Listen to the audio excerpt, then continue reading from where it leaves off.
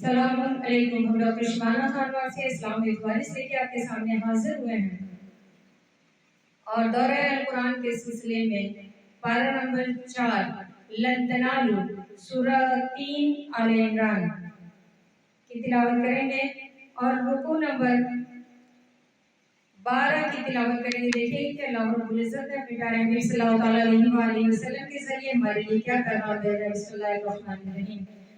كنتم خير أمة أخرجت للناس تأمرون بالمعروف وتنهون عن المنكر وتؤمنون بالله۔ ان سب امتیوں میں جو لوگوں میں ظاہر ہوئے بھلائی کا حکم دیتے ہیں اور برائی سے منع کرتے ہیں اور اللہ پر ایمان رکھتے ہو۔ وَلَوْ آمَنَ أَهْلُ الْكِتَابِ لَكَانَ خَيْرٌ لَهُمْ، اور اگر کتابی ایمان لاتے تو ان کا بھلا تھا۔ لَكَانَ خَيْرًا لَهُمْ، تو ان کا بھلا تھا ان میں۔ مِنْهُمُ الْمُؤْمِنُونَ وَأَكْثَرُهُمُ الْفَاسِقُونَ، ان میں کچھ مسلمان ہیں اور زیادہ کافر۔ لَن يَضُرُّوكُمْ إِلَّا أَذًى، اور تمہارا کچھ نہ بگاڑیں گے مگر یہی سناتا۔ وَإِن يُقَاتِلُوكُمْ يُوَلُّوكُمُ الْأَدْبَارَ ثُمَّ لَا يَنصُرُونَ، اور تمہارا کچھ نہ بگاڑے گا مگر یہی سناتا، اگر تم سے لڑے تو تمہارے سامنے پیٹ پھر جائیں گے، پھر ان کی مدد نہ ہوگی۔ ضُرِبَتْ عَلَيْهِمُ الذِّلَّةُ أَيْنَمَا ثُقِفُوا إِلَّا بِحَبْلٍ مِّنَ اللَّهِ وَحَبْلٍ مِّنَ النَّاسِ وَبَاءُوا بِغَضَبٍ مِّنَ اللَّهِ وَضُرِبَتْ عَلَيْهِمُ الْمَسْكَنَةُ، ان پر جمع دی گئی خواری جہاں وہ امان پائے مگر اللہ کی ڈروں اور آدمیوں کی ڈروں سے، اور غضب الہی کی سزاوار ہوئے اور ان پر جمع دی گئی محتاجی، یہ اس لیے کہ وہ اللہ کی آیتوں سے کفر کرتے ہیں۔ ذَلِكَ بِأَنَّهُمْ كَانُوا يَكْفُرُونَ بِآيَاتِ اللَّهِ وَيَقْتُلُونَ الْأَنبِيَاءَ بِغَيْرِ الْحَقِّ، یہ اس لیے کہ وہ اللہ کی آیتوں سے کفر کرتے ہیں اور پیغمبروں کو نامحق شہید کرتے ہیں۔ ذَلِكَ بِمَا عَصَوْا وَكَانُوا يَعْتَدُونَ، اور اس لیے کہ نافرما برداروں شرکت تھے۔ لَيْسُوا سَوَاءً، بس ایک سے نہیں۔ مِنْ أَهْلِ الْكِتَابِ أُمَّةٌ قَائِمَةٌ يَتْلُونَ آيَاتِ اللَّهِ آنَاءَ اللَّيْلِ وَهُمْ يَسْجُدُونَ، سب ایک سے نہیں، کتابیوں میں کچھ ہوا ہے کہ حق پر ہیں، اللہ کی آیتیں پڑھتے ہیں اور رات کی گھڑیوں میں سجدہ کرتے ہیں۔ یؤمنون باللہ والیوم الآخر ویأمرون بالمعروف وینہون عن المنکر ویسارعون فی الخیرات، اللہ اور پچھلے دن پر ایمان لاتے ہیں اور بھلائی کا حکم دیتے ہیں اور برائی سے منع کرتے ہیں اور نیک کاموں پر دوڑتے ہیں۔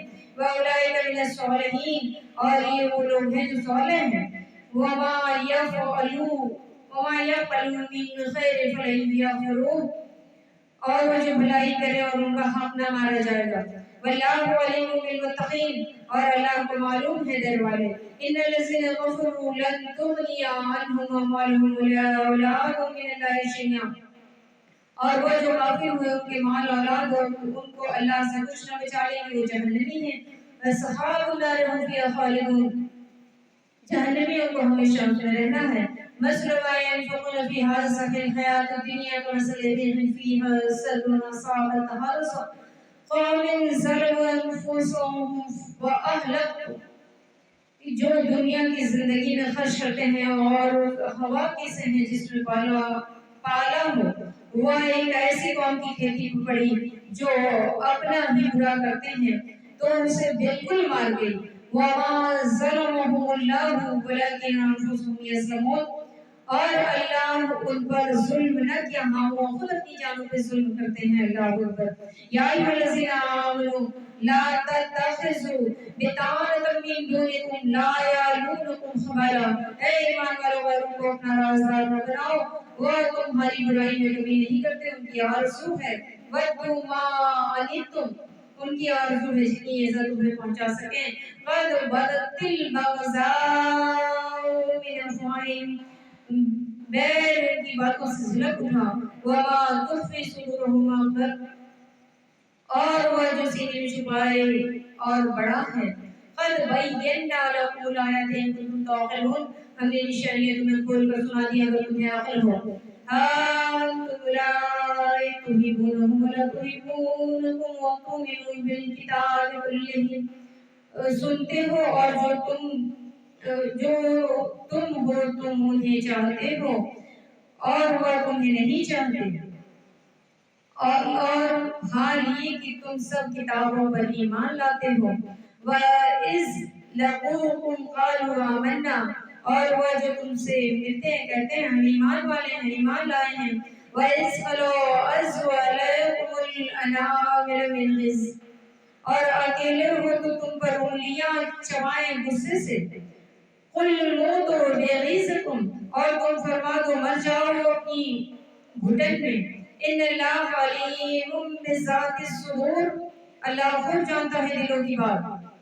ان تمسسکم حسنۃ تسؤہم وان تصبکم سیئۃ یفرحوا بہا، تمہیں کوئی بھلائی پہنچے تو انہیں برا لگے اور تم کو برائی پہنچے تو اس پر خوش ہوں۔ وَإِن تَصْبِرُوا وَتَتَّقُوا لَا يَضُرُّكُمْ كَيْدُهُمْ شَيْئًا إِنَّ اللَّهَ بِمَا يَعْمَلُونَ مُحِيطٌ، اور اگر تم صبر اور پرہیزگاری کیے رہو تو ان کا داؤ تمہارا کچھ نہ بگاڑے گا، بے شک ان کے سب کام خدا کے گھیرے میں ہیں۔ اور یاد کرو بے شک ان کا سب کام خدا کے گھیرے میں ہے۔ اب ہم تفسیر کی طرف جائیں گے۔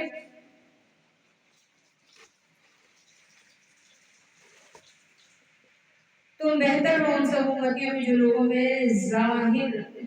میں ظاہر و بھلائی کا حکم دیتے ہو اور برائی سے منع کرتے ہو اور اللہ پر ایمان رکھتے ہو۔ اگر کتابی ایمان نہ دے تو ان کا بھلا تھا، اور ان کے کچھ مسلمان اور زیادہ کافر ہو تمہارا کچھ نہ بگاڑیں گے مگر یہی سنا تھا۔ اس کے بارے میں ہے کہ کچھ لوگ امت مسلمہ محمد مصطفیٰ صلی اللہ علیہ وآلہ وسلم پر یہودیوں میں سے مالک بن سیف، واحد بن یہود نے حضرت عبداللہ بن مسعود وغیرہ جو صحابہ رسول صلی اللہ علیہ وآلہ وسلم سے تھے، ان سے کہہ رہے تھے کہ ہمارا دین تم سے افضل ہے، ہمارا نبی تم سے بڑا ہے۔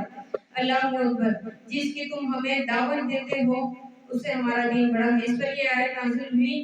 ترمذی شریف کی حدیث میں بھی ہے کہ سیدنا صلی اللہ علیہ وآلہ وسلم نے کہا کہ میری امت کو گمراہی پر جمع نہ کرے گا، اللہ تبارک و تعالیٰ میری امت کو گمراہی بھی جمع نہیں کرے گا، اور اللہ تعالیٰ کا دست رحمت ہماری جماعت پر ہے۔ جو جماعت سے جدا ہوا دوزخ میں گیا، اور ہماری جماعت سے جو دور ہوگا وہ دوزخ ہے۔ سیدنا صلی اللہ علیہ وآلہ وسلم جیسے کہ حضرت عبداللہ بن سلام ان کے اصحاب میں سے، اور نجاشی اس کے اصحاب نصارہ میں سے، اور زبانی تان و تشریح اور دھمکی وغیرہ دیتے تھے۔ یہود میں سے جو لوگ اسلام لائے تھے یعنی ایمان لے آئے تھے رسول صلی اللہ علیہ وسلم پہ، جیسے حضرت عبداللہ بن سلام اور ان کے ہمراہی رؤوسا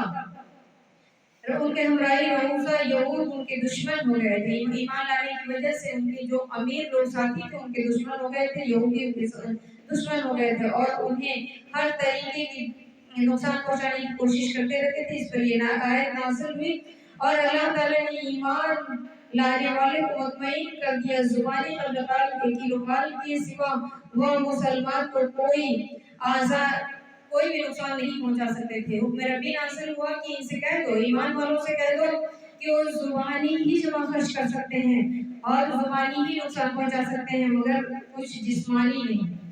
غلبہ مسلمان ہی کو رہے گا، اور یہود کا نظام ذلت و رسوائی ہے اور تمہارے مقابلے کی تاب نہ لا سکیں گے۔ یہ غیبی چیزیں ایسی ہی واقع ہوئی، ہمیشہ ذلیل ہی رہیں گے، عزت کبھی نہ پائیں گے، اور اسی کا اثر ہے کہ آج تک یہود کو کہیں بھی سلطنت میسر نہیں ہوئی بلکہ وہ رعایا یا غلام بن کر ہی رہے۔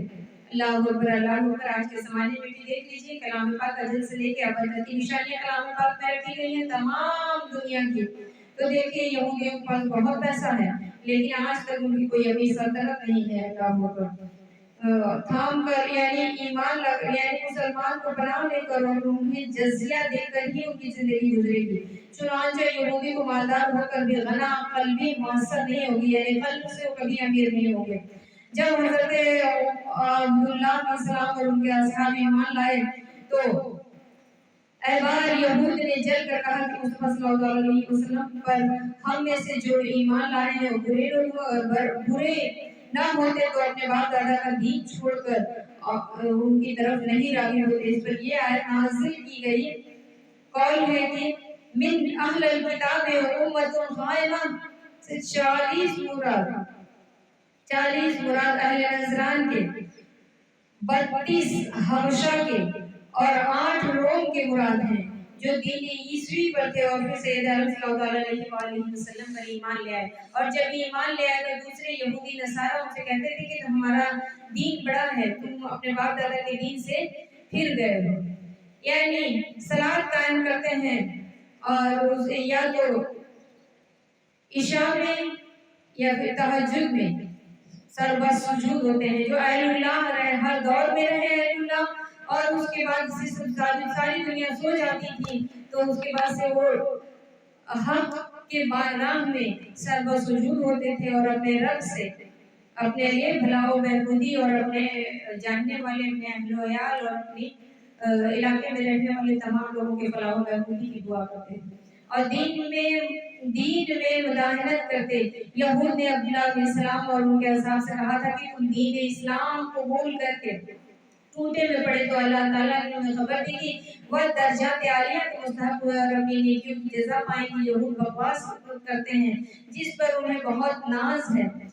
یہ آیت بنی قریظہ اور نذیر کے حق میں نازل ہوئی۔ یہود کے رؤسا یعنی جو پیسے والے تھے، حضور کے رسول اللہ تحصیل ریاست و مال کی غرض سے رسول صلی اللہ علیہ وآلہ وسلم کے ساتھ دشمنی کی تھی، اور اللہ تعالیٰ نے اس آیت میں ارشاد فرمایا کہ ان کے مال و اولاد ان کے کچھ بھی کام آنے والے نہیں ہیں اور رسول کی دشمنی میں ناحق اپنی عاقبت برباد کرتے ہیں۔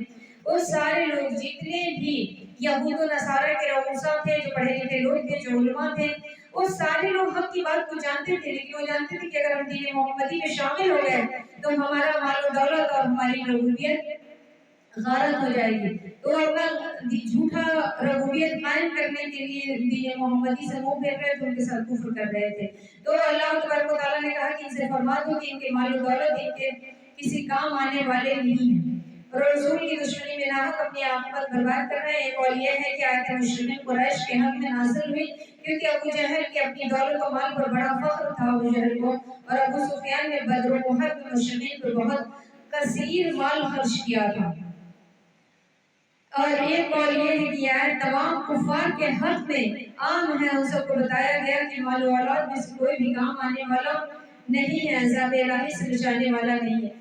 آج بھی ہم غور کریں تو سمجھ میں آئے گا کہ اگر اللہ تبارک و تعالیٰ مال و زر دیتا ہے، اولاد دیتا ہے، تو اسے راہ حق اور راہ فی سبیل اللہ کی طرف خرچ کرو، راغب کرو، ورنہ یہ تمام چیزیں یہی عقارت ہو جائیں گی اور کام آنے والے نہیں۔ مفسرین کا قول ہے کہ اس سے یہود کا وہ خرچ مراد ہے جو اپنے علماء اور رؤسا پر کرتے تھے، اور ایک قول یہ ہے کہ کفار کے تمام نقصانات و ضرورت مراد ہیں، اور ایک قول یہ ہے کہ یہ ریاکار پر خرچ کرنا مراد ہے، کیونکہ ان سب لوگوں کو خرچ کرنا یہ نفع دنیاوی کے لیے ہوتا تھا، اور رؤساؤں کو اور علماؤں کو خوش کرنے کے لیے لوگ خرچ کیا کرتے تھے۔ آج بھی ایسا ہوتا ہے کہ رؤسا اور علماؤں کو خرچ کرنے کے لیے کہ عالم صاحب خوش ہو جائیں گے تو ہمارے حق میں دعا کریں گے، آج بھی لوگ ریاکاری والا خرچ کرتے ہیں۔ اور کلام پاک سے ثابت ہے کہ دکھاوے کے لیے اگر آپ نے کچھ خرچ کیا کہ یہ بہت مالدار ہے، اللہ راہ میں بہت خرچ کرتا ہے، تو ریاکاری میں گر دیا جائے گا، اور اس کا اجر تمہیں آخرت میں کچھ بھی نہیں ملے گا۔ اللہ اکبر، اللہ اکبر۔ اس لیے جو بھی عبادت کرو، جو بھی مال خرچ کرو، وہ سب رب کی رضا کے لیے کیا کرو تو وہ تمہارے یوم جزا کے دن تمہارے کام آئے گا۔ لوگوں کا خرچ کرنا نفع دنیاوی کے لیے ہے، یہ نفع اخروی ہے، آپ کے کام آنے والا نہیں ہے۔ ایسے عمل کا آخرت میں کوئی نفع نہیں، اور کافر کے تمام اعمال عقارت ہو جاتے ہیں، اور اگر آخرت کی نیت دل خرچ کرے تو نفع نہیں پہنچ سکتا۔ لوگوں کے لیے وہ مثال بالکل مطابق ہے جو آیت میں فرما دی گئی ہے، یعنی جس طرح کی برفانی ہوائیں کھیتوں کو برباد کر دیتی ہیں، پالا پڑ جاتا ہے کھیتوں پہ، اسی طریقے سے کہا گیا ہے کہ کافروں کا مال جو خرچ ہوتا ہے ویسا ہی کام ہوگا، قرابت اور دوستی اور پڑوس ہو گئے۔ اور کہا گیا کہ جنگ کا اسلام کے لیے جنگیں لڑی جا رہی تھی، بہت سارے منافقین ایسے تھے کہ رسول صلی اللہ علیہ وآلہ وسلم کی طرف سے لڑنے کے لیے تیار ہو جاتے تھے اور بیچ لڑائی میں چھوڑ کر भाग जाया करते थे। और यही उनका मंसूबा था कि देखने में तादाद ज्यादा होगी और ये जब आगे बढ़ेंगे, जंग के लिए तैयार हो जाएंगे, बीच में छोड़ के हम लोग भाग जाएंगे तो इनकी हार हो जाएगी। यानी उसमें उन लोगों की मंसूबा बंदी रहा करती थी। अल्लाह अकबर, अल्लाह अकबर। ऐसे भगड़ों से रसूलुल्लाह सल्लल्लाहु अलैहि वसल्लम ने कहा कि ऐसे मुनाफिकों से हमेशा दूर रहें, क्योंकि वो मुश्रिकीन हैं, वो काफिर हैं, हक जान के हक को झुठलाते हैं, अल्लाह अकबर, और हक वालों को धोखा देते हैं। हर दौर में ऐसे लोग ही मुश्रिक और काफिर कहलाते हैं और ऐसे लोगों से दोस्ती नहीं करना चाहिए, क्योंकि उनके काम पे तुम आ जाओ लेकिन उनसे कोई उम्मीद मत रखो, क्योंकि ये लोग धोखा देके तुम्हें तुम्हें खसारे में डलवा देंगे। और ये ऐसे लोगों